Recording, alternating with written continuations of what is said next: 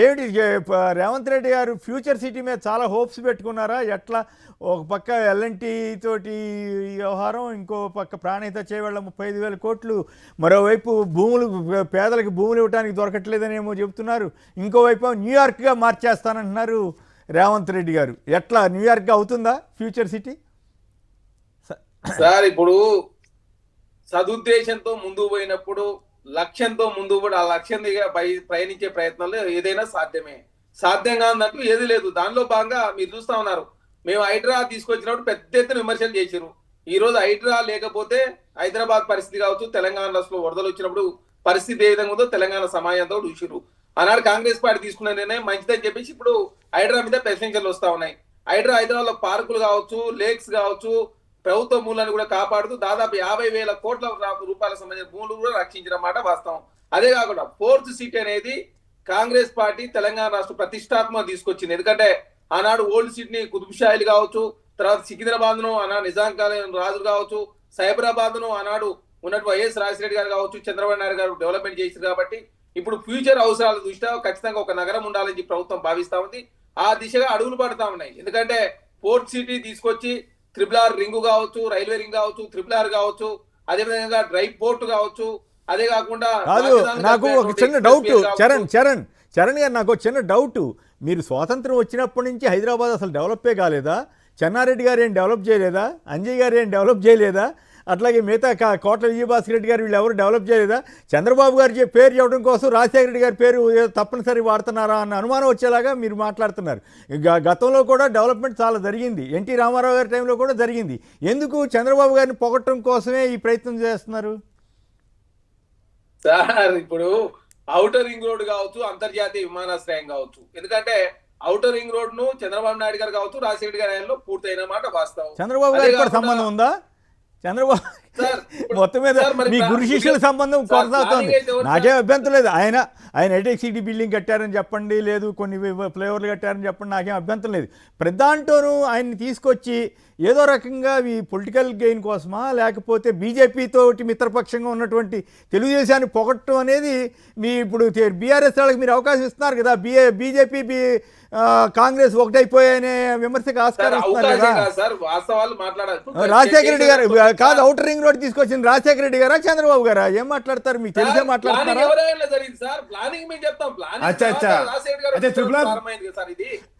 ఇప్పుడు మూలం ఉంటది దేనికైనా కూడా. పౌడుకోండి, నాకేం అభ్యంతరం లేదు. ఎందుకంటే ఆయనేమో బీజేపీ కూటమిలో ఉన్నారు, రాహుల్ గాంధీ గారేమో అక్కడ ఏపీలో బీజేపీ కూటమికి సపోర్ట్ ఇస్తారు, ఇక్కడ మీరేమో చంద్రబాబు గారికి సపోర్ట్ ఇస్తారు. నడపండి సార్. ఇప్పుడు మేము ఏదైనా కూడా ఖచ్చితంగా కాంగ్రెస్ పార్టీ చంద్రబాబు నాయుడు గారికి మాకు ఎలాంటి సంబంధం లేదు. అంటే లేకపోతే ఎందుకు పరిగెట్టు చెబుతున్నారు? చెన్నారెడ్డి గారు ఏం చేయలేదని చెప్పదలిచారా? చెన్నారెడ్డి గారు ఏం చేయలేదా? నేల సంజీవ్ రెడ్డి గారు కాంగ్రెస్ ముఖ్యమంత్రిగా ఏం చేయలేదా? కాసు బ్రహ్మానంద రెడ్డి గారు ఏం చేయలేదా? కోట్ల విజయభాస్ రెడ్డి గారు ఏం చేయలేదా? అంజయ్ గారు ఏం చేయలేదా? ఎన్టీ రామారావు ఏం చేయలేదా? అందరికి మించి జలగం వెంకటరావు గారికి మంచి పేరు వచ్చి ఆయన ఏం చేయలేదా? పని కట్టుకుని బీజేపీతో పొత్తులో ఉన్న చంద్రబాబు గారిని పదే మీరు కానీ రేవంత్ రెడ్డి గారు కానీ పొగడ్డం ద్వారా ఏం సందేశం ఇవ్వదలిచారు? ఏదో చంద్రబాబు గారి పేరు చెప్పినట్టు వైఎస్ రాజశేఖర గారి పేరు చెప్పకపోతే బాగోదేమో అన్నట్టుగా మీరు మాట్లాడుతున్నారు తప్ప మీ లోపలేదో ఇంకేదో ఆలోచన ఉందా అనే డౌట్ వస్తుంది.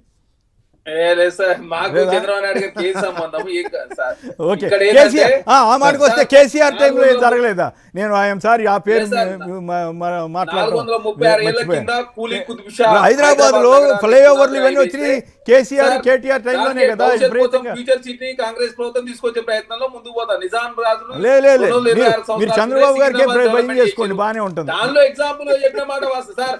అవును, కేసీఆర్ టైంలో ఫ్లైఓవర్లు వచ్చినాయి, కేసీఆర్ టైంలో రోడ్ల ఎక్స్పాన్షన్ జరిగింది, అవి కూడా చెప్పాలిగా.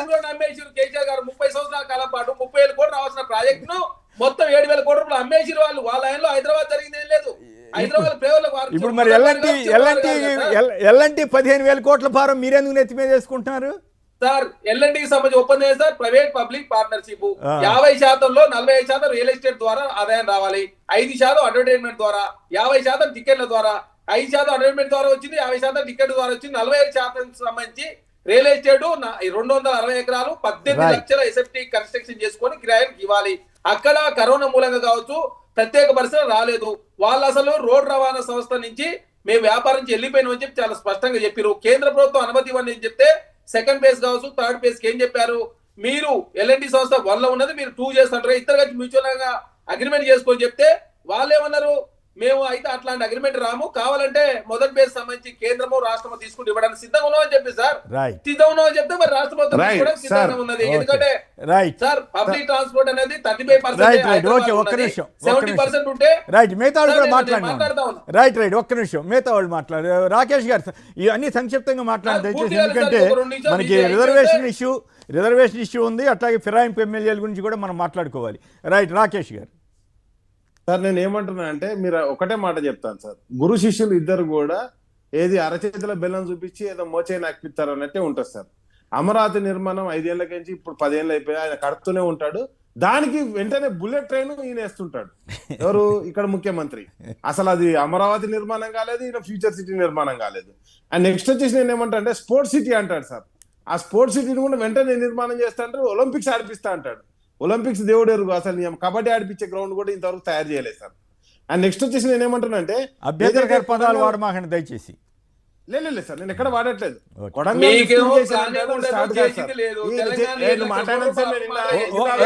ఒక్కొక్కళ్ళే మాట్లాడండి.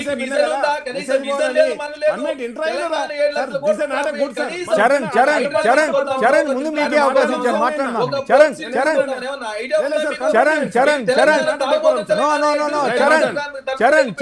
మీరు మాట్లాడదు దయచేసి. చరణ్ మీరు అట్లా ఇంటర్ఫీర్ కాబాకండి, ఎందుకంటే ఎవరు చెప్పింది వినపడదు. దయచేసి ఒక్కొక్కళ్ళే మాట్లాడండి. రైట్, కంప్లీట్ చేయండి రాకేష్. నేనేమంటున్నా అంటే సార్ అన్ని కూడా చేస్తారు, ఏది కానీ ముందడి పోదు. మనం చూసాం, ఎస్ఎల్బిసి చూసాం, శంకుశాల చూసాం, వీళ్ళు కడతానే కూడా కూలిపోయినాయి. ఇంతవరకు ఒక నిర్మాణం కూడా చేయలేదు. కనీసం కొడంగల్లో కూడా అట్లా అంటే మీరు వాళ్ళు కాళేశ్వరం దగ్గరికి వెళ్తారు, మీరు అనవసరంగా అట్లాంటి సార్. తప్పకుండా సార్ నేను ఏమంటున్నా అంటే మేము కట్టినాం, అవి కుంగినాయి, మేము మేము కట్టకుండా కుంగలే కదా సార్. మీరు కట్టను కూడా కట్టలేదు, ఇంతవరకు ఒక బస్సు సిమెంట్ కూడా కొనలే అని చెప్తున్నాం.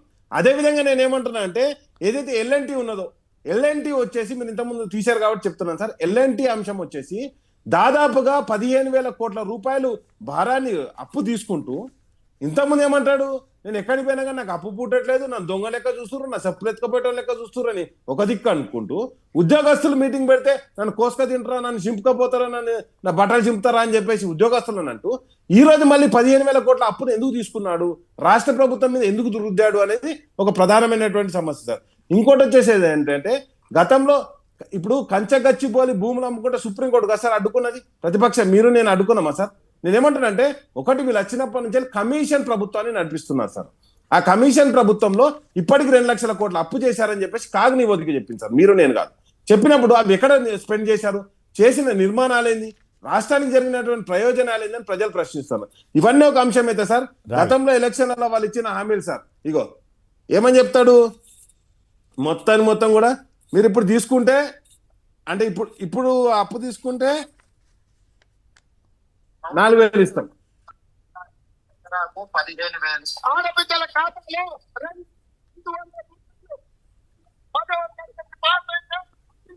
సరిగా వినపడుతున్నట్లేదు మిత్రమా.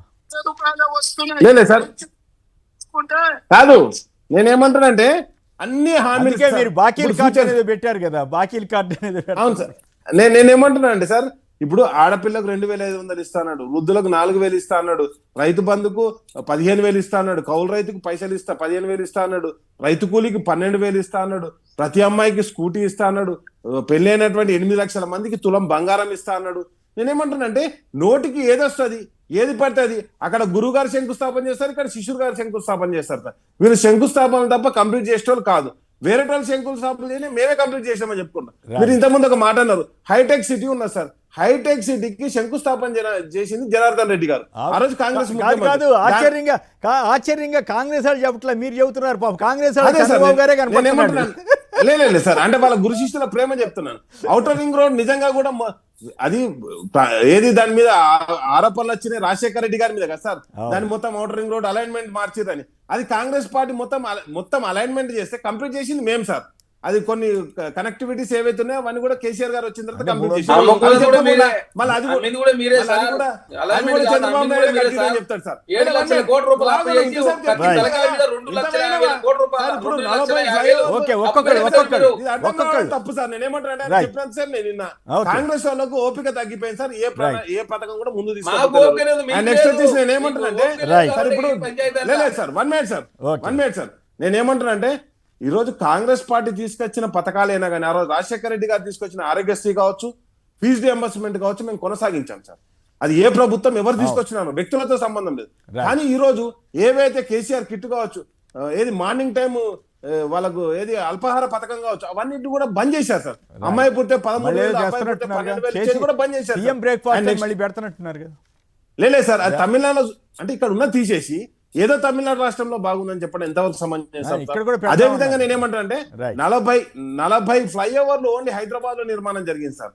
అదే విధంగా 20 జిల్లాల్లో ఇంతకుముందు కలెక్టరేట్ అంటే కలెక్టరేట్లు కట్టాం సార్. ఒక 23 మెడికల్ కాలేజీలు తీసుకొచ్చాం Okay, సార్. okay. ఇవన్నీ కూడా మేము ఏదైతే నిర్మాణం చేశామో వాటన్ని అసలు మొత్తం కూడా ఈ రోజు ఒక 5 to 10 వీటన్నిటికీ ఆయన ఇచ్చే సమాధానం ఫ్యూచర్ సిటీ అండి. ఫ్యూచర్ సిటీ అద్భుతంగా న్యూయార్క్ లాగా తీర్చి అమరావతి ఎంత అద్భుతంగా ఉందో ఫ్యూచర్ సిటీ కూడా అంతే అద్భుతంగా ఉండబోతుంది సార్. కాబట్టి నేనేమంటున్నా అంటే వీళ్ళ 2 సంవత్సరాల కాలం కరిగిపోయింది. ఈ 3 సంవత్సరాలలో ఎన్ని బిల్డింగ్లు కడతారు Right. సార్? దీంట్లో మాత్రం ఒకటి జరిగింది సార్. ఫ్యూచర్ సిటీలో మాత్రం ఒకటి జరిగింది. అసలు ఫ్యూచర్ సిటీ నిర్మాణం జరగకుండా, శంకుస్థాపన చేయకుండా సీఎం రమేష్ గారు అని చెప్పేసి ఒక బీజేపీ ఎంపీకి మాత్రం 16,070 కోట్ల కాంట్రాక్ట్ మాత్రం ఇవ్వడం జరిగింది సార్. Right. కాబట్టి ఆయన నేనేమంటున్నా కంపెనీకి దీంట్లోనే ఇస్తే గురు తప్పే శిష్యులు ఉంది. అన్నమాట సీఎం బయటపడతారు. పార్టీ వాడైనంత మాత్రాన కంపెనీ కాంట్రాక్ట్ రాకూడదని లేదు సార్, నేనేమంటున్నా అంటే అసలు ఈ రోజు ఫ్యూచర్ సిటీకి టెండర్ వేసింది. Right. Okay, tender right. Okay, time తక్కువ ఉంది. మళ్ళీ అసలు కీలకమైన అంశాలు మిస్ అవుతాం. ప్రకాష్ రెడ్డి గారు సంక్షిప్తంగా మీరు కూడా చెప్పండి. ఏంటి ఫ్యూచర్ సిటీకి మీరు ఎప్పుడు బుల్లెట్ ట్రైన్లు ఎప్పుడు నడుపుతారు? సార్ ఫ్యూచర్ లైన్ సిటీకి ఫ్యూచర్ సిటీ సార్, అది రియల్ ఎస్టేట్ కోసం చేస్తున్నటువంటి పన్నాగం తప్ప అందుట్లో ఏం లేదు సార్. అది ఇప్పుడు మీరు RRR ఎట్లయితే ఆగమాగం చేస్తుండే రేవంత్ రెడ్డి గారు, ఈ ఫ్యూచర్ సిటీ పేరు మీద అక్కడ వ్యాపారం చేసుకోవడం తప్పిస్తే అందుట్లో ఏమీ లేదనేది నా అభిప్రాయం సార్. ఎందుకంటే ఫ్యూచర్ సిటీ గతంలో కూడా నేను బాగా గుర్తు చేస్తున్నా, కాంగ్రెస్ పార్టీ కోదండ రెడ్డి గారి నాయకత్వంలో 7,000 ఎకరాలు 10,000 ఎకరాలు అది ఫార్మా సిటీ కోసం తీసుకున్న జాగాలు అంచుమించుగా అదే ప్రాంతంలో ఫ్యూచర్ సిటీ అన్నారు సార్. ఫ్యూచర్ సిటీలో నిన్న ఇప్పుడు ముందు శ్రీశైలం పోయే రోడ్డు అది ఆల్రెడీ ఎకనామిక్ జోన్ లో ఒక పెద్ద హైవే ఆల్రెడీ వచ్చింది, అది ఇంకా ఎక్స్పెన్షన్ కోసం పోతున్నారు సార్. బట్ ఇప్పుడు హైదరాబాద్ నుంచి విజయవాడకి ఎటువంటి ఎక్స్ప్రెస్ హైవే రావాలనేది గతంలో కూడా ప్లానింగ్ లో ఉన్నారు సార్. గత ప్రభుత్వంగా అంతకుముందు ప్రభుత్వం ప్లానింగ్ లో కూడా ఉంది. బీజేపీ ప్రభుత్వానికి హైదరాబాద్ నుంచి అమరావతి వరకు ఎక్స్ప్రెస్ హైవే ఒకటి వయా విజయవాడ ఈ రోడ్డు అంటే వయా సూర్యాపేట రోడ్ అనేది ప్రపోజల్ లో ఉంది. కాబట్టి వీరేం చేస్తున్నారు సార్, RRR ఎట్లయితే ఆగమాగం చేసి ఖరాబ్ చేసేసి ఇప్పుడు ఎటు కాకుండా చేయదలుచుకున్నాడో ఈ ఫ్యూచర్ సిటీ కూడా అట్లే ఫార్మా సిటీ కూడా ఎట్లా ఆగం పట్టి చేసిండు. ఫార్మా సిటీ అనేది ఇంకా అర్థమే లేదు. కాబట్టి నేను వాళ్ళ రియల్ బుల్లెట్ ట్రైన్ ఇస్తామని చెప్పారంట కదా. కాదు, ఫ్యూచర్ సిటీకి బుల్లెట్ ట్రైన్ ఇస్తామని చెప్పారంట కదా, మీ కేంద్ర ప్రభుత్వమే చెప్పిందంట కదా రేవంత్ రెడ్డి గారు. సార్ ఇప్పుడు ట్రిపుల్ విషయంలో కూడా అదే చెప్పినారు సార్. అంటే నేను ఏమంటా RRR విషయంలో కూడా కేంద్రం మీద ఇస్తుందని చెప్పి గడ్కరీ గారికి ఒక లెటర్ పెట్టినాడు ఆయన. అంతకుముందు గడ్కరీ గారు హైదరాబాద్ వచ్చినప్పుడు, నిన్న మన గడ్కరీ గారి దగ్గర పోయినప్పుడు కూడా లెటర్ పెడుతున్నారు. వీళ్ళు లెటర్ పెట్టి మేము పెట్టినా అయిపోతుందని చెప్పేటువంటి ప్రయత్నం చేస్తారు తప్పేసి బుల్లెట్ ట్రైన్ ఉన్న బుల్లెట్ ట్రైన్ అడ్రస్ లేకుంటున్నారు సార్. ఇప్పటిదాకా ఇంకా కొత్త బుల్లెట్ ట్రైన్ ఎడికలు వస్తుంది సార్. అది వచ్చి కంప్లీట్ అయిపోయినాక దాన్ని ఎఫెక్టివ్ గా పనిచేసినాక అప్పుడు అది ట్రయల్ బేసిస్ మీద జరిగిన తర్వాత దెన్ అప్పుడు మనం ఆలోచించుకోవచ్చు. తమాషా ఏంటంటే చంద్రబాబు గారు అక్కడ బుల్లెట్ ట్రైన్ 2014 అని చెప్పారు, ఇక్కడ ఇప్పుడు చెబుతున్నారు. ఇక్కడ రేవంత్ రెడ్డి గారు కూడా అదే పాట బుల్లెట్ ట్రైన్ రాబోతుందని చెబుతున్నారు. బుల్లెట్ ట్రైన్ లేదు, పాడు లేదు, ఇవ్వాల్సిన వాళ్ళేమో ఇట్లా అంటున్నారు. కొమ్మరెడ్డి గారు కాంగ్రెస్ పార్టీ అనేది కన్ఫ్యూజన్, ఎవరికి లాయల్గా ఉండాలన్నా, రాహుల్ గాంధీకి ఉండాలన్నా, సోనియా గాంధీకి ఉండాలన్నా, లేక చంద్రబాబు నాయుడు ఉండాలా, ఇంకొకరికి ఉండాలన్నా కన్ఫ్యూజన్ లో వాళ్ళు ఉంటుందని మేమే చేస్తాం సార్. దాని మీద స్పందించాల్సిన అవసరం కూడా లేదు నా అభిప్రాయం sir. Sir already metro train sanction అయిన మెట్రో ట్రైన్ రద్దు చేశారు సార్ ఎయిర్పోర్ట్ దాకా. ఆల్రెడీ ల్యాండ్ ఎక్వైరీ ఉన్న దాన్ని. కాబట్టి నేనేమంటున్నా అంటే బుల్లెట్ ట్రైన్ గురించి మాట్లాడినప్పుడు కేంద్రం ప్రకటన చేయాలి. బుల్లెట్ ట్రైన్ వేయాల్సింది కేంద్రము. దానికి 2 ముఖ్యమంత్రులు ప్రకటన చేయడం ఏంటో నాకు అర్థం కావట్లేదు. ఇంకోటి రైల్వే 100% రైల్వే కేంద్రం అది. ఇంకోటి చెప్తాను, మీరు అయితే TRS party outer ring road మేమే పూర్తి చేసినామని, ఔటర్ రింగ్ రోడ్ అమ్ముకున్నది కూడా మీరే అని మాత్రం గుర్తు చేసుకోండి. టోల్ గేట్లు పెట్టి దేశంలో ఉన్నటువంటి రోడ్లను ఇప్పుడు నేనేమంటున్నా అంటే మొత్తం రోడ్లను అమ్ముకున్నారు. మేము అమ్ముకోలేదు, మా బడ్జెట్ లో పెట్టినాం. బడ్జెట్ లో హనుమాన్ సింగ్ గారు ఖమ్మం నుంచి, హనుమాన్ సింగ్ ఏ టోల్ గేట్ ఒక్క నిమిషం.